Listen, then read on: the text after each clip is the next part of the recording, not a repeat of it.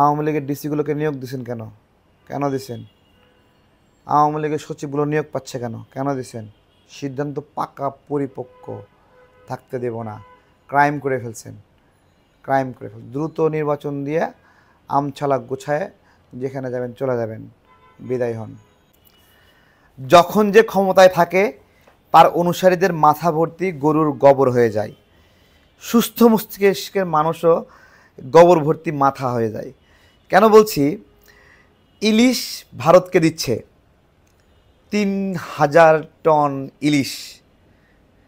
তো গতকাল থেকে দেখছি যে বৈষম্য বিরোধী, তারপরে নাগরিক কমিটি, তাদের অনেকে ইউনিয়নে প্রচার করতেছে, আমরা তো উপহার দিচ্ছি না, আমরা রপ্তানি করছি। এবং গরুগুলো বলতেছে তারা বাণিজ্য ঘাটতি কমাচ্ছে ৩,০০০ টন ইলিশ দিয়া। তো বিষয়টা এরকমই মনে হলো যে যখন যে ক্ষমতায় থাকে তখন সে ভারতের দালালি করে, আবার এই দালালিকে বৈধভাবে প্রমাণ করার চেষ্টা করে। যেমন এই যে অর্থ বাণিজ্য উপদেষ্টা, সে বলতেছে আমরা নাকি আবেগের বশবর্তী হইয়া ইলিশ দেওয়ার বিরোধিতা করতেছি। তো কি বলবো, আসলে আমরা যারা ভারতের আগ্রাসনের বিরুদ্ধে কথা বলি, আমরা বড়ই আবেগী, আমরা দেশকে ভালোবাসি, দেশের স্বার্থকে ভালোবাসি।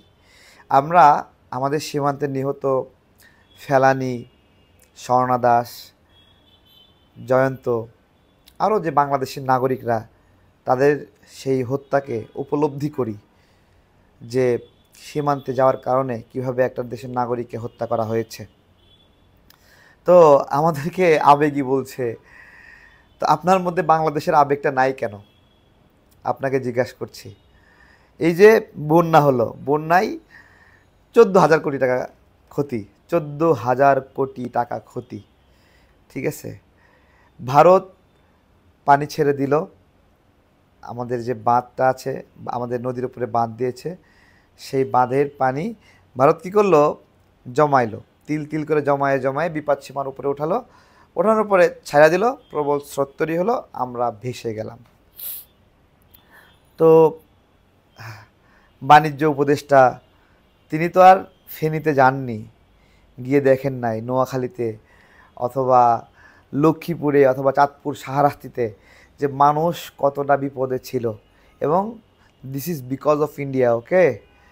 তো আমরা ওই কষ্টগুলো দেখছি নিজের চোখে, আমরা সেই উপলব্ধিটা আছে, আমরা ফিল করি। 1,000 কোটি টাকা নাকি আপনারা সংগ্রহ করেছেন পুনর্বাসনের জন্য। আমার সামনে এখানে একজন বড় ভাই বসে আছে, তার ঘরটা ভেঙে গেছে, তার ঘর পুনর্বাসনের জন্য টাকা, এই 1,000 কোটি টাকার একটা ভাগ তার কাছে কি পৌঁছাবে? একটু আগে আরেক শ্রমিক নেতা আসছিল, তার ঘর আজকে 15 দিনেও ঠিক করা হয়নি। তো 15 দিন আরও বেশি হয়ে যাচ্ছে ভাঙছে যে। তো সেই 1,000 কোটি টাকার ভাগ তার কাছে পৌঁছাবে? আবার এই পুনর্বাসনের জন্য 12 কোটি টাকা ওই টিএসসির বৈষম্য বিরোধীরা ব্যাংকে জমায় রাখছে। ধানের সিজন শেষ হয়ে গেছে, ধানের সিজন মানে ধান লাগানোর সিজন শেষ হয়ে গেছে, মানে বীজ বপনের যে সিজন, আমরা বন্যার পরে সঙ্গে সঙ্গে ধান বীজ দিয়েছি অনেকগুলো কৃষককে। মানে আমাদের পক্ষ থেকে সব মিলে তারপরেও ধরেন 500 বিঘা জমি চাষ করার জন্য আমরা ধান বীজ দিছি। তো আমরা তো ছোটো সংগঠন, তো যাদের কাছে এই 12 কোটি টাকা জমা আছে তারা এই ধান বীজ কেনার জন্য কিছু টাকা দিতে পারতো, দেয় নাই, জমায় রাখছে। সামনে বছর বন্যা হবে সেখানে দিবে মনে হয়। তো এগুলো আমরা আসলে আমাদের মনে অনেক কথা আছে। ইলিশ দিতে চাই সরকার, বা দেওয়ার জন্য নীতিগত সিদ্ধান্ত নিচ্ছে। তো আমি আপনাদেরকে একটা বলি, ইলিশ আসলে কি? ইলিশ বাঙালিদের কাছে একটা মাছ, খুবই সুস্বাদু, এটা আমরা খাই, ঠিক আছে? কিন্তু এটা পশ্চিমবঙ্গের মানুষের কাছে অনেক গুরুত্বপূর্ণ একটা বিষয়, তাদের ইলিশ পেতেই হবে। তার মানে কি? তাদের এই অতিরিক্ত মানে আগ্রহ এবং ডিমান্ডের কারণে ইলিশ একটা সাধারণ মাছে আর অপেক্ষা করছে না, ইলিশ একটা অস্ত্রতে রূপান্তরিত হয়েছে। ইলিশ একটা বিনিময়ের জন্য গুরুত্বপূর্ণ হীরকখণ্ডে রূপান্তরিত হয়েছে। আমরা এই ইলিশের বিনিময়ে চাইতে পারতাম যে আমার নদীর হিসাব, পানির হিস্সা, বন্যার হিসাব, কেন বন্যা হলো, আমরা কিছুই চাইলাম না, আমরা দিয়ে দিলাম। তো এইটা আসলে ভারতের আগ্রাসনের বিরুদ্ধে যারা লড়াই করে না তারা এটা বুঝবে না, তাদের বোঝার ক্ষমতা আল্লাহ দেয়নি। তবে এদের অনেকেই 2 দিন আগেও ভারতের বিরুদ্ধে বক্তব্য দিয়েছে, বক্তব্য দিয়ে এখন আবার বলতেছে আমরা তো রপ্তানিই করছি, ঠিক আছে, তোদের চালাকি আমরা বুঝতে পারি নাই, বুঝছস, আমরা অনেক বোকা, বাংলাদেশের নাগরিকরা আরও বেশি বোকা, তারাও তোদের চালাকি ধরতে পারছে না, ইলিশ রপ্তানি করছে। তো এগুলো আসলে হিম্মত এবং হ্যাডাম, হিম্মত এবং হ্যাডাম, যে যে হিম্মত দিয়ে আগ্রাসনের বিরুদ্ধে কথা বলতে হয়, এদের ওই হিম্মত নাই। এরা ছাপোষা আমলা, চাকর ছিল, এখানে ওখানে চাকরি করছে, এনজিও, তারপরে হলো আমলা, এগুলো করে একটা রাষ্ট্রের কর্তা ব্যক্তির যেই হিম্মত, মানসিক শক্তি, ওইটা একটা আমলার থাকে না, একটা এনজিওর মালিকেরও থাকে না, এটা থাকে রাজনৈতিক ব্যক্তির। কেন থাকে বলতেছি, ওই বছরের পরে বছর পুলিশের পাশে বাড়ি খেতে খেতে পাছা শক্ত হয়ে যায়, ঠিক আছে, চোখে যখন কাঁচা মরিচ জ্বলে দেয় তখন ওই চোখটাও পাথর হয়ে যায়, চোখ দিয়ে অযথা কান্না বের হয় না, আবেগ বের হয় না, ঠিক আছে। রাজনীতি ব্যক্তির পিছনে লাখো কোটি মানুষের সমর্থন থাকে, এই জন্য তারা মানসিকভাবে শক্তিশালী। এই জন্যে আমি বলি যে এই সরকার যত দ্রুত সম্ভব দায়িত্ব রাজনৈতিক শক্তির হাতে দিয়ে দিতে হবে, না হলে এই দুর্বল সরকার, যে এ হলো, মানে আমি বলি এই সরকার হলো বিধবার বউ, ঠিক আছে, মানে মানে মরে যাওয়া স্বামীর বউ, মানে এই স্বামীর বউ সবার ভাবি, এর কাছে যে যা আবদার করতে পারে ভাবি আবেগে সব দিয়ে দেয়। এই সরকারটা হচ্ছে সেই রকম। কিসের জন্য বলছি, মানে ইন্টারমিডিয়েট কলেজের কিছু ছাত্র ইন্টারমিডিয়েট পরীক্ষা বাতিল করার জন্য বলছে, অল্প কিছু ছাত্র যাই বলছে, সচিবালয়ে ঢুকে পড়ছে, ভয়ে বলছে যা দাবি আদায় করে নিলাম। তো যেই যাচ্ছে, যৌক্তিক হোক অযৌক্তিক হোক, ভয়ের ঠেলায় বলে দিচ্ছে আদায় করে নিলাম, যাও দাবি মেনে নিলাম। তো এই গরিবের ভাবিরে দিয়ে আপনি রাষ্ট্র চালাবেন, এত সহজ না। শেখ হাসিনার বিচার করার মিনিমাম হিম্মত এদের নাই। কিন্তু আমরা কি চাই, আমরা আমাদের যে ভাইগুলো চোখ হারাইছে তাদের বিনিময়ে, চোখের বিনিময়ে ওই শেখ পরিবারের চোখ খুইলা ওদের চোখে আমরা লাগাই দিতে চাই। এটা আমাদের মনোবাসনা, এটা কেবলমাত্র রাজনৈতিক শক্তি করতে পারবে, কোনো এনজিওর এরা পারবে না, ঠিক আছে। আরও অনেক হিসাব আছে ভাই, যেই আমরা যারা আমাদের চোখের সামনে ভাইদেরকে মরতে দেখছি, আমরা তো ফিল করি, যাদের কেউ মারা যায় নাই তারা এটা ফিল করবে না। এই সরকারে কোনো শহীদের বাবা নাই, শহীদের মা নাই, যে শহীদদের হয়ে এখানে ব্যবস্থা নেবে। এই দেখেন সারা দেশে সমাবেশ করে, নির্লজ্জের দল সমাবেশ করছে, টাকা কই পাচ্ছে, ওই চিকিৎসার জন্য টাকা ব্যবস্থা হচ্ছে না, কিন্তু এদের সমাবেশের জন্য টাকা ব্যবস্থা হচ্ছে। দেখেন আপনার হলো এই আহত যারা হলো, একজন আহতকেও বিদেশে নেয় নাই, একজন আহতকেও বিদেশে নেয় নাই, অথচ স্বাস্থ্যমন্ত্রী সে নাকি সিঙ্গাপুরে গেছে। সিঙ্গাপুরে নেওয়ার কথা ছিল আহতদের, এটা সিঙ্গাপুরে ঘুরতে গেছে স্বাস্থ্য উপদেষ্টা। তারপরে দেখেন অনেকগুলো রুগী 1 মাস পরে মারা গেল, 1.5 মাস পরে মারা গেল। যারা চিকিৎসা শাস্ত্র নিয়ে ছোটোখাটো কাজ করেছেন বা রুগী ব্যবস্থাপনা নিয়ে কাজ করেছেন, একটা গুলিবিদ্ধ রুগী যদি কোনোভাবে 7 দিন বাঁচতে পারে তাহলে তার বাঁচার সম্ভাবনা 50% বেড়ে যায়। কোনো গুলিবিদ্ধ রুগী যদি 15 দিন বাঁচে তার বাঁচার সম্ভাবনা আরও ধরেন 10-15% বেড়ে যায়। আর কোনো রুগী যদি 20 দিন বাঁচে তার বাঁচার সম্ভাবনা আরও বেড়ে যায়। আর কোনো রুগী যদি 30 দিন বাঁচে তার এই গুলির কারণে মরে যাওয়ার সম্ভাবনা নাই বললেই চলে, ঠিক আছে। অথচ 35 দিন, 40 দিন, 50 দিন মানে পরে একটা রুগী মারা যাচ্ছে। তার মানে কি? তার মানে ওই রুগীটা এতদিন ধরে জীবনের সাথে লড়াই করলো, সে নিজে নিজে খাইছে, ওয়াশরুমে গেছে, এই সময় এসে মারা যাচ্ছে কেন? প্রপার ট্রিটমেন্ট দেওয়া হয় নাই, তার ইনফেকশন হয়েছে, তার ড্রেসিংটা ঠিকমতো করা হয় নাই।